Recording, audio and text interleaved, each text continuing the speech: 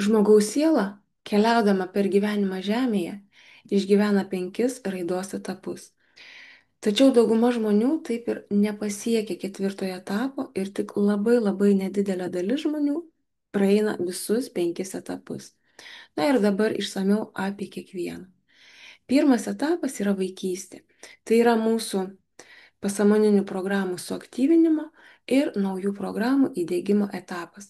Šiame etape pradedame savo gyvenimo scenarijų, esame labai labai imlus ir patiklus viskam, ką matome. Vaikystėje mes tarsi esam maži tyrinėtojai, kurie godžiai sugeria visą pasaulį į save. Mūsų pasąmonė formuojasi per aplinkos įvykius, per aplinkos spalvas, per tėvų žodžius, meilę arba nemailę.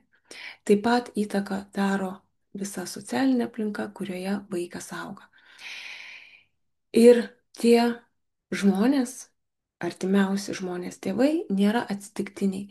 Tai yra sielos pasirinkti mokytojai, padedantis atskleisti, išpakuoti mūsų atsineštus įsitikinimus, emocinius blokus ir sielos pamokas. Antras etapas yra sunkus širdies bagažas, tai yra kentėjimo laikotarpis. Antrajame etape mes dažnai pasiklystame visuomenės taisyklių labirintuose. Bijom jas sulaužyti, todėl slepiame tikrai savo aš. Mes slepiame savo unikalumą, mes bijome būti tokie, kokie esame. Ir kai netitinkame socialiniams normatyvams, mes patiriame kaltę, nevertumo jausmą, pavydą, nuoskaudos ir visa tai tampa tarsi akmenis vis labiau ir labiau slegiantis mūsų širdį. Mes kenčiame, kaupiame skausmą ir keliaujame per gyvenimą vis su sunkesniu emociniu krūviu, kažkur viduj trokšdami laisvės, bet nežinodami, kaip ją rasti. Trečias etapas yra širdies maištas. Tai yra, kai mes pereinam į kovą ir pasipriešinimą. Šiame etape žmogus nebenori taikstytis su priklausomybė nuo kitų nuomonių, nuo kitų žmonių kontrolės, nuo įtakos. Ir čia jau įsijungia gynybiniai mechanizmai. Tai yra, žmogus patampa arba auka, arba agresorius. Tai yra auka, kai viską kaip kempinė vėl toliau sugeria į save, tyli, užspaudžia, užslopina. Agresorius, kai reikalauja, priekaištauja, pyksta ir viską išlieja į aplinką. Negatyvi energija vis labiau ir labiau slegia ir tai atsispindi jau mūsų sveikatos problemose, dirglumas nuolatinis, sutrinka mūsų miegas, pradeda įvykiai gyvenime darytis mums nebepalankus, išyra šeimos, nutinka nelaimės, ištinka netektis, praradimai. Ir mūsų siela tuo metu jau šaukėsi permainų, tačiau mes vis dar kovojame, nes nežinome, kaip sustabdyti šitą procesą, kaip išsilaisvinti.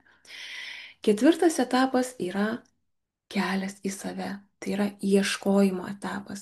Ir tada ateina tokia akimirka, kai tiesiog sielos viduje širdis šaukia, kad kažkas čia ne taip, kažkas čia ne taip.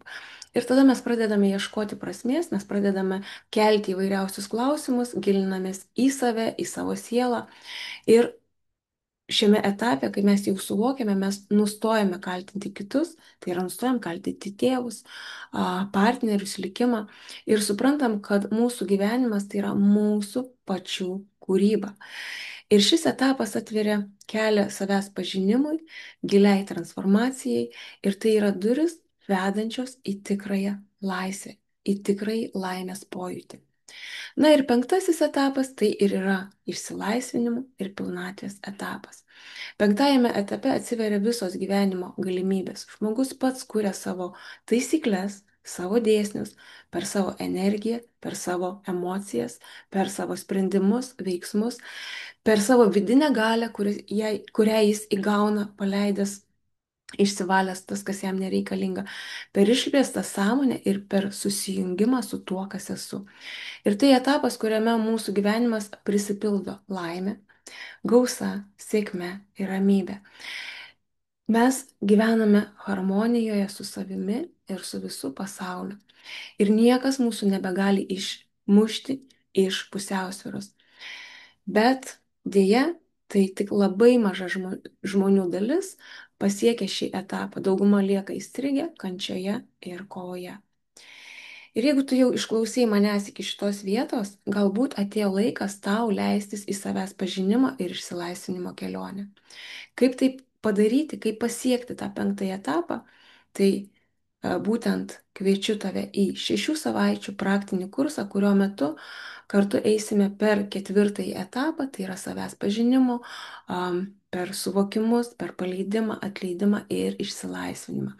Ir šis kursas yra labai gilus ir giliai transformuojantis, skirtas padėti jums tiesiausių kelių paleisti tai, kas jau nebetarnauja, tai, kas yra jums nenaudinga ir išmokti kurti gyvenimą kupiną lengvumo, meilės ir pilnatvės.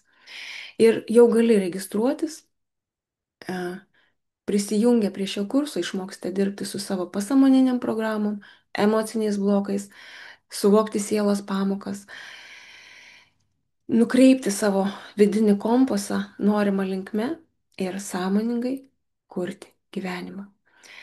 Tad laukiu tavęs kurse, jeigu buvo naudinga, padėk patiko, jei manai, kad kažkam gali būti naudinga, pasidalink.